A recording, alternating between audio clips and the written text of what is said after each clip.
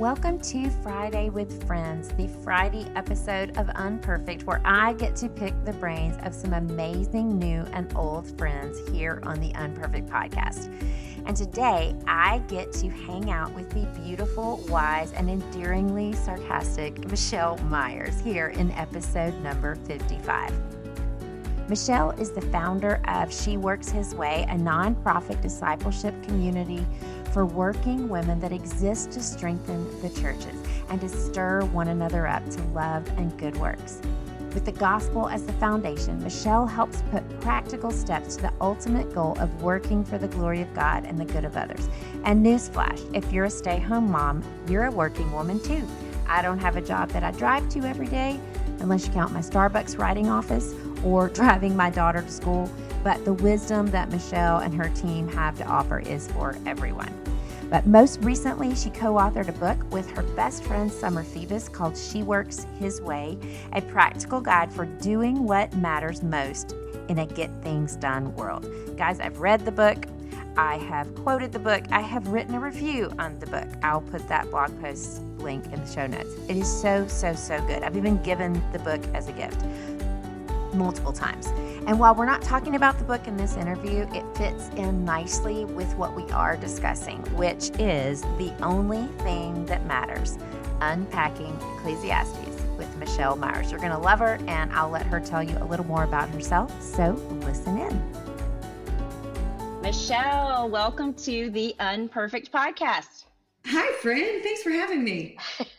So excited that you're here. So before we jump into what we're going to talk about today, tell us just a little bit about yourself. Okay. I live, like you, in Asheville, North Carolina. Everybody talks about how pretty it is, and it is, but is it? Because the allergies right now. But is it? Anyway, right. I do love it. My husband and I are both on staff at Biltmore Church, which is how we met you guys. And I also co-founded a ministry called She Works His Way with my best friend, my ministry partner, Summer Phoebus, and we have a discipleship community for working women. James and I have 3 kids. I just crossed over the threshold. I am a mom of a teenager now. I have a 13-year-old. I know. So I have a 13-year-old, a 10-year-old, and a 7-year-old, 2 boys and a girl. So we are not bored. It is lively at our house. We are having a lot of fun. Yeah.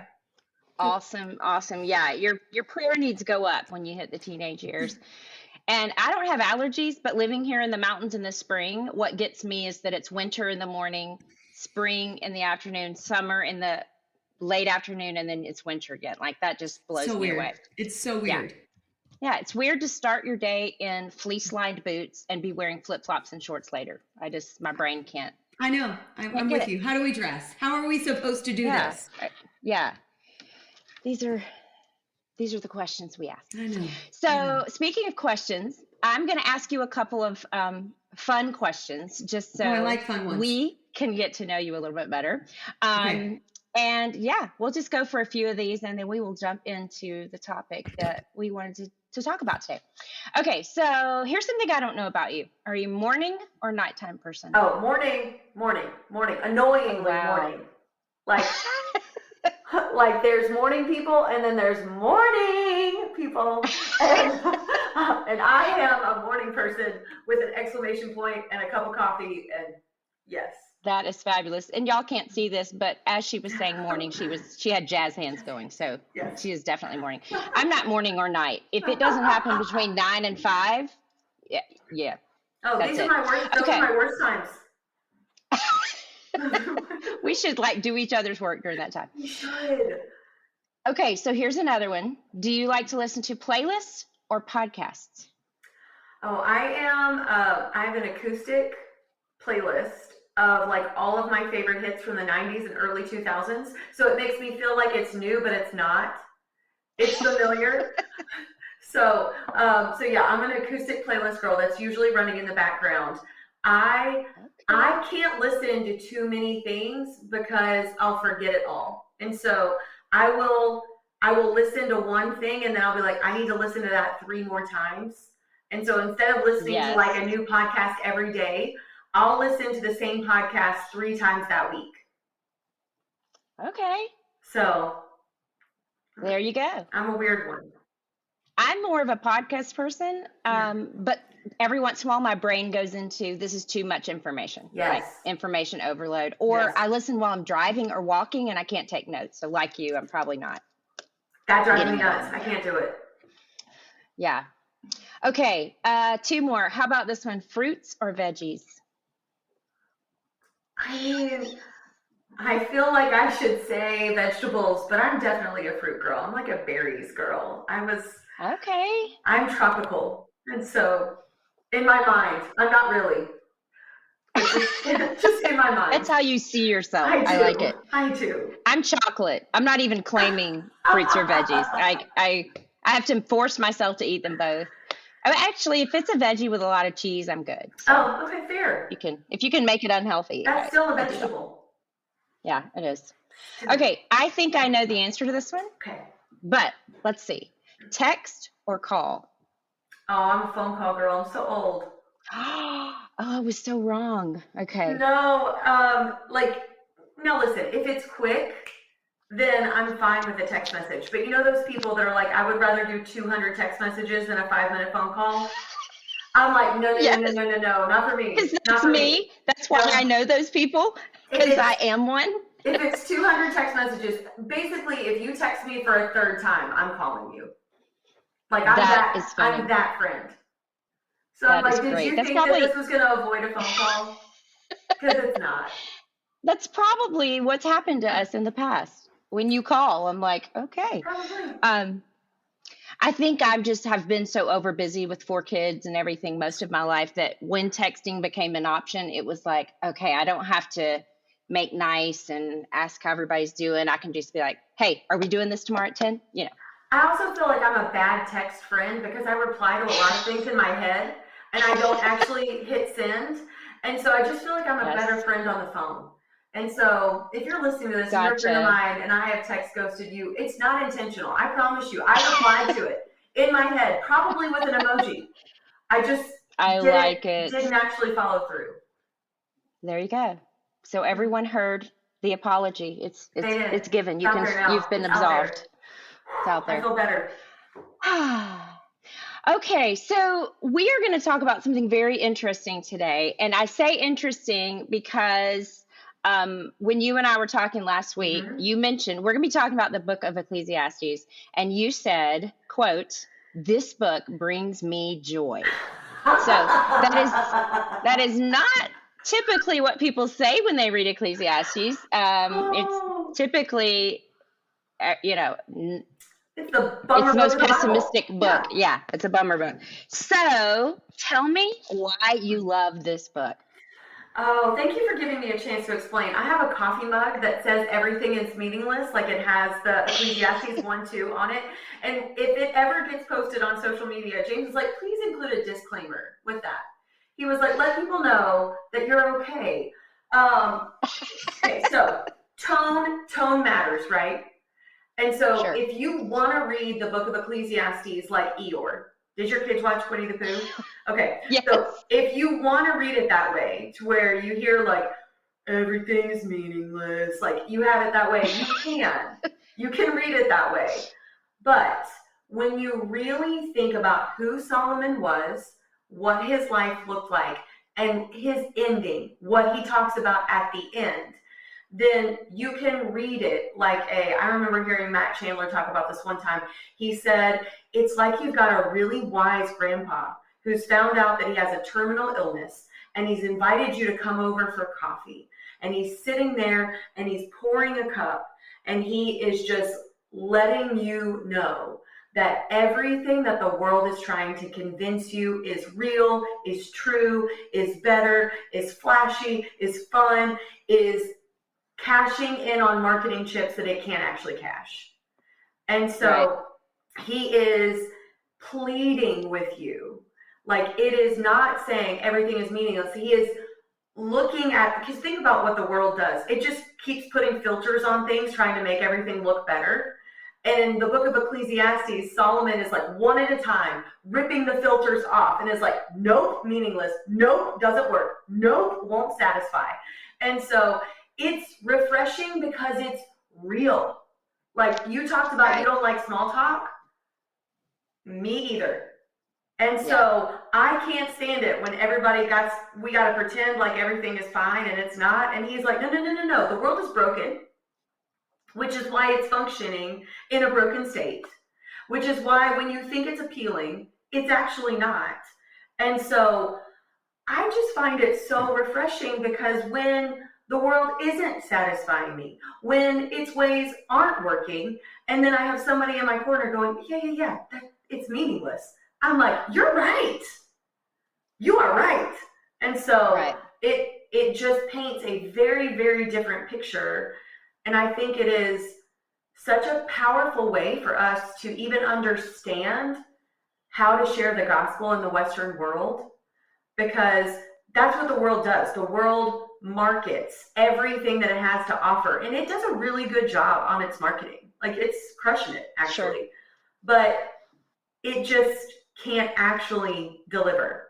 And so when you've got people that are so convinced, I'm going to try this and it's going to work. It's going to satisfy me. This is going to work. And then it lets them down. And then they find something else to hitch their wagon to. They try that. It lets them down. That's the exact same thing that Solomon did his entire life. He talks about the experiment that he tried. And it's in Ecclesiastes 2. And he walks through, he starts his pleasure era, like his party era. And we have to be really careful to make sure that we don't just attach the coolest party that we've ever been to the definition. Solomon's parties, I can't remember exactly which chapter in 1 Kings details them, but essentially one night, and he had these parties night after night, trying to top the last party that he had his entire reign. And it went like one party's provisions included food and entertainment for 15,000 people. And so I thought about it this way. If you were trying to keep pace with the world, then whatever you did last time was never cool enough. And so it's not just that you have to keep up with other people. You have to keep up with the last cool thing that you did, and you have to top it. And so zero shade to Taylor Swift.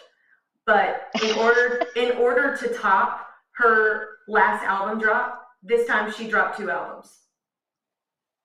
I just think that's a way of figuring out,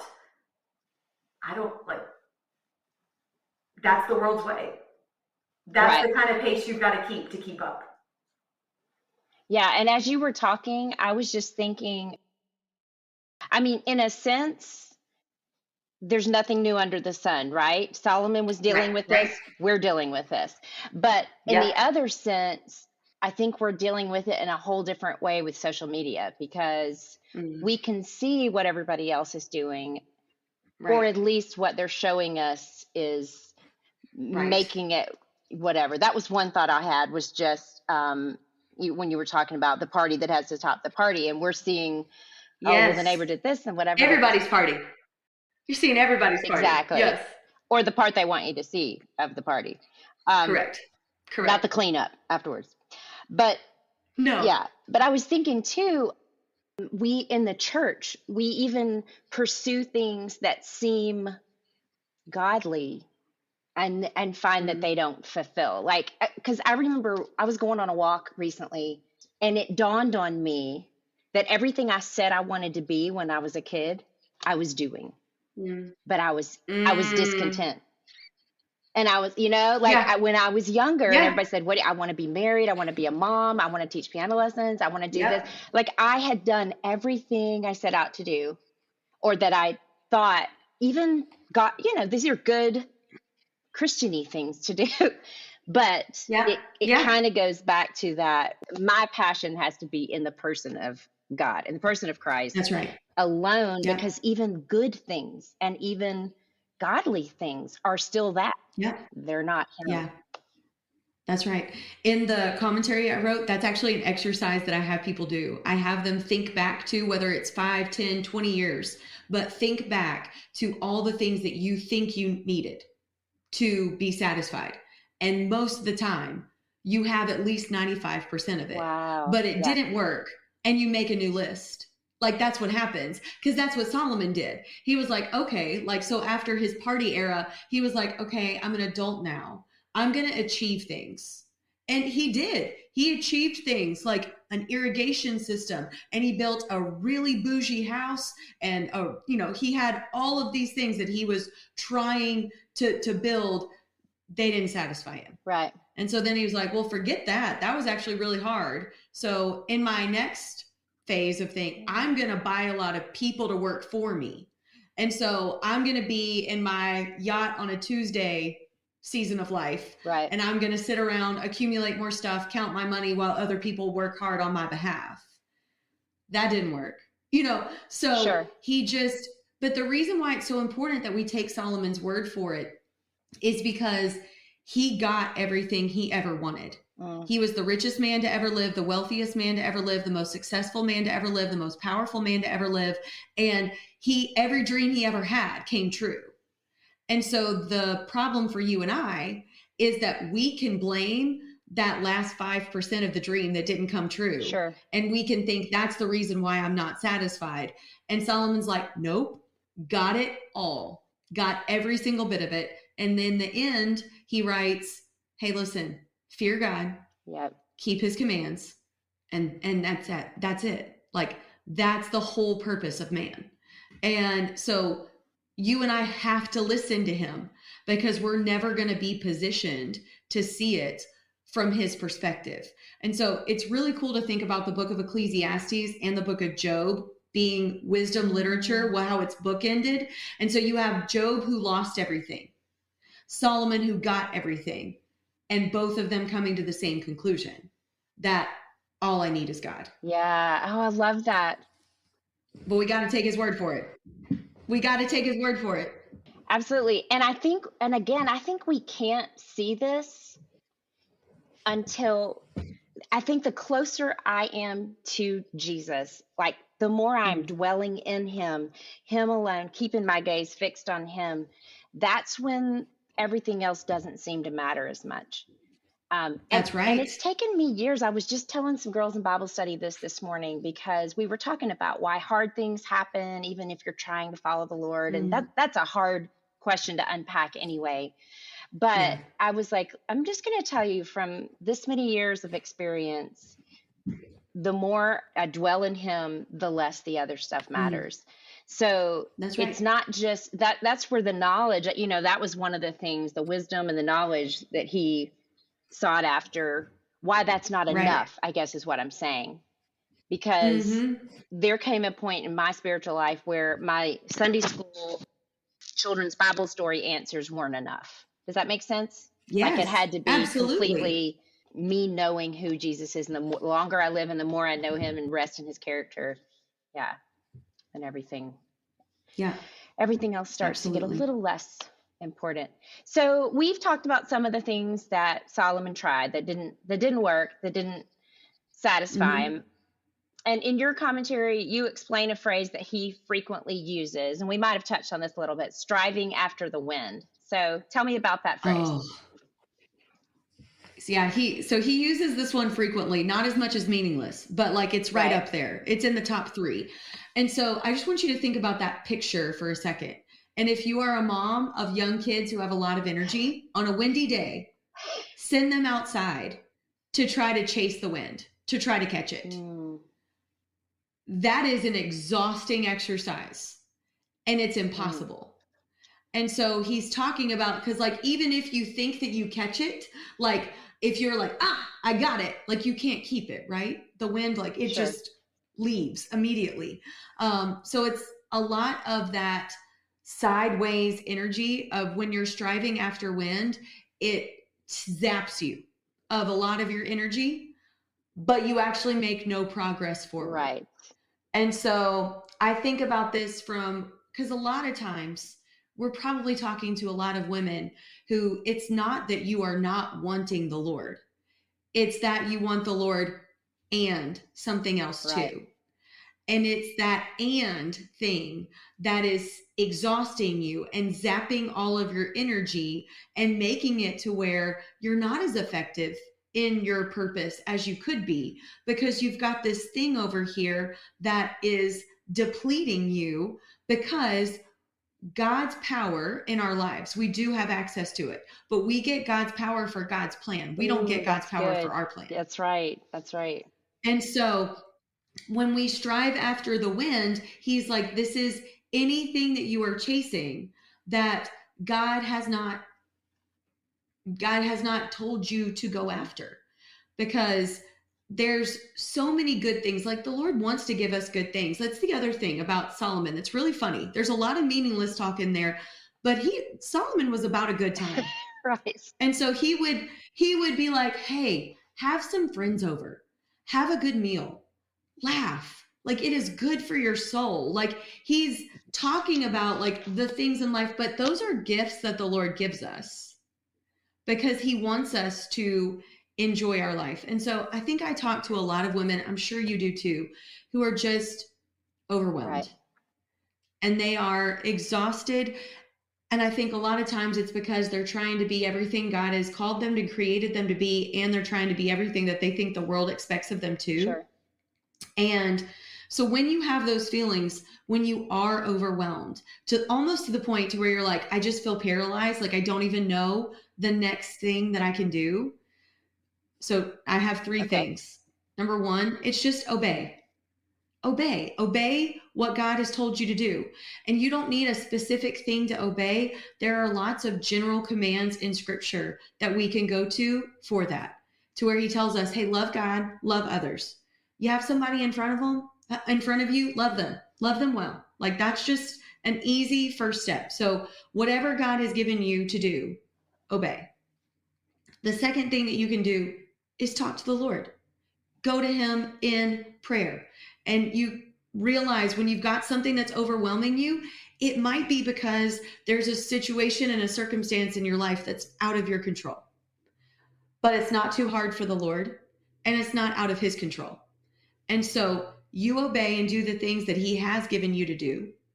You pray and talk to God about how you need him to show up, about how you are relying on him, you're depending on him, you are coming to him, acknowledging your limits, acknowledging his power, and just put yourself in his presence. For sure. And it changes things.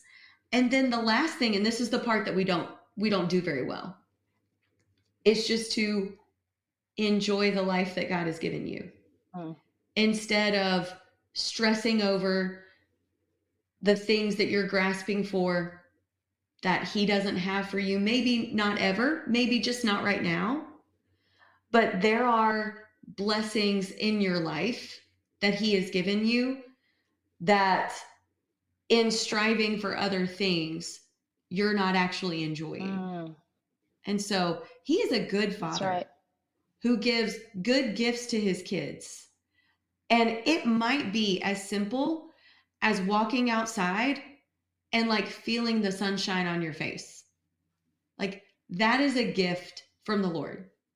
Like, you might be in a season where you're just like, I'm very, very tired. Well, maybe your house doesn't have to get clean tonight. And maybe you can just sit on the couch and play Mario Kart with your kids. Right. Or have a dance party in the kitchen. Or have ice cream before dinner. Like, be a fun mom. If like the Pinterest mom version that you've bought into, if it's tiring you, then be a fun, godly mom. I think those two things go hand in hand. I know you and I share a love for fun. Absolutely. But yeah, like, obey, pray, and then enjoy the life that God has given you, because everything that you have is a gift from him, and he wants you to enjoy it. So enjoy the gifts that he's given you.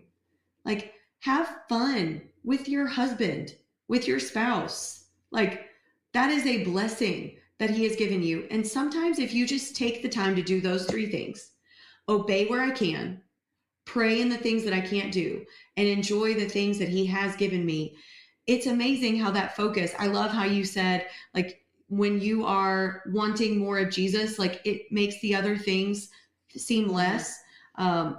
Summer and I talked about that in the She Works His Way book that we wrote. Like, when you want more of Jesus, it's not a matter of reducing your affections for other things. It's a matter of replacing and just being like, I just need the Lord. And then when you just need the Lord, then all the other stuff in your life, you really do see it as a gift. And when it is a gift, you enjoy it more versus an expectation. Because if you don't view it as a gift, then it's either going to be actually, this is an interesting thing too. Those things that we thought that we needed to satisfy that list that we got 95% of, a lot of times those things turn into the top things we complain about. Yep, exactly. In fact, a few weeks ago, I was interviewing a friend of mine on here on the podcast, and she was talking about a kitchen renovation project that they've been doing for months. And she said she was thrilled with it. She loves it. She said, but literally within seconds of seeing the finished product, she started going, okay, now we got to do the popcorn ceilings. Now we got to do this. It's like, it's that cycle of we're never content. And it just goes back to the whole thing we're talking about is the things of this world. And there are beautiful things in this world. They're just not meant to be, they're not meant to be God. Well, and in Ecclesiastes, he talks about how God has written eternity on our hearts. And so like that craving for more that we have is like a real thing that God has given us. It's just not more of his gifts. It's just more of him. Yes. Yes. And I love that verse. I always think of it too as a reminder that while I'm living in a broken world, I have a heart that was made for the perfect one, eternity. I think of my heart was made for the Garden of Eden. And that's why it's okay if I'm not 100% content here.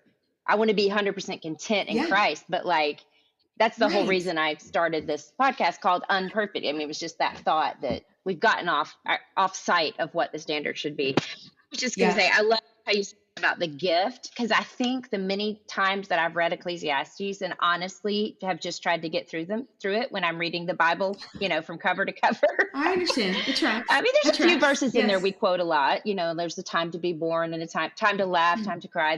But the rest of it, it's like, But I think it's Ecclesiastes 9 when he says, eat your bread with joy, drink your wine with a merry heart. Just, I guess I never thought of it that way I kind of thought he was saying, like, might as well just die. There's nothing, but I see what you're saying is see what you have as the gift that God has given you. Yes. And enjoy it now. I mean, Solomon is at the end of his life when he's writing. And so he's realizing all of this and he doesn't have time left to enjoy it. Right. That makes sense. And so he went throughout his whole life trying to prove something to himself, to other people. And he's like, oh my goodness, everything that I needed, I had all along. Right. But I don't have the energy and I don't have the time left to actually enjoy it.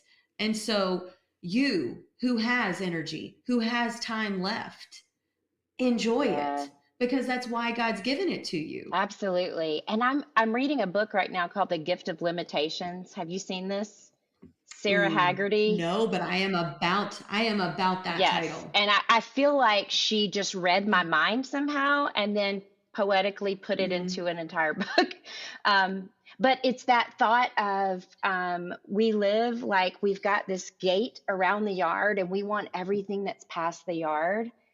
And it's making us miss what's in on this side of the fence. Like maybe it's a gift, these limits limitations that we all live in. Yeah. So many good things. And I was thinking of when you were talking about wasting energies on things that I just thought if there've been days I get to the end of the day and realize I say that these are my priorities in life, my relationship with Christ, my family, whatever. But how many of those things I did today actually helped me keep those priorities first, and I can go, that was a waste, that was a waste, that was a waste. And so, yeah.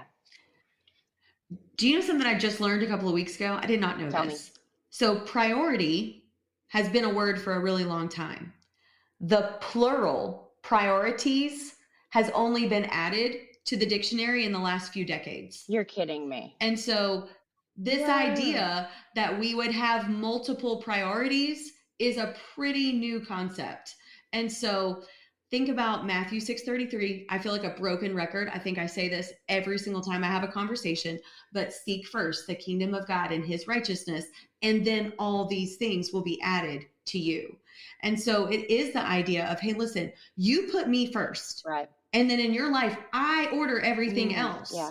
You do not have to have it in perfect order. You just have to put me in my place. And I think about that, and I think about the times in my life when it just feels the most chaotic. And when it feels the most chaotic, it's not because like thing 3 and thing 7 have gotten switched.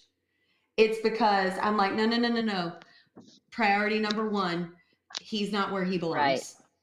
And if I'll just do that, then it reorders and it fixes everything else. And I don't have to be the one to perfectly organize and categorize everything. You don't want me doing that anyway. Yeah, I'm just, my mind is blown over here with that whole priorities wasn't a word. Like, I'm like, I need a few minutes to process that. That's wild. I know. That is very wild. It's a new addition. There you go. Well, I make up words all the time, but not like that. Okay, where can we find you? So for those listening that this is first hearing your amazing wisdom and voice, where can they find you?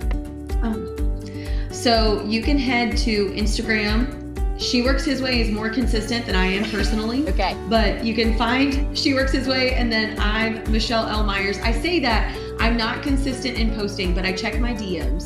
That's probably my favorite thing about social media. And so if you need specific encouragement or prayer, hop in my DMs. Even if I haven't posted in a while, I will get back with you. And then you can also find us wherever you listen to podcasts. Just search for the She Works His Way podcast. Awesome. And I love your podcast. And I don't know if other people do this, but I think I've told you this before. Sometimes I have trouble telling you and Summer's voices apart. Do other people say that, or is that just me? You told me that. Because I have to listen for a minute, but I can tell you have this certain attitude when you're speaking. So after you've talked for a minute, I'm like, that's Michelle. Yeah. Either my attitude or I do have slightly more of a Southern accent than she does. Okay, it could be that. So, we'll go with that. That sounds more godly. You can listen for that one too. Yeah, right? No, I'm kidding.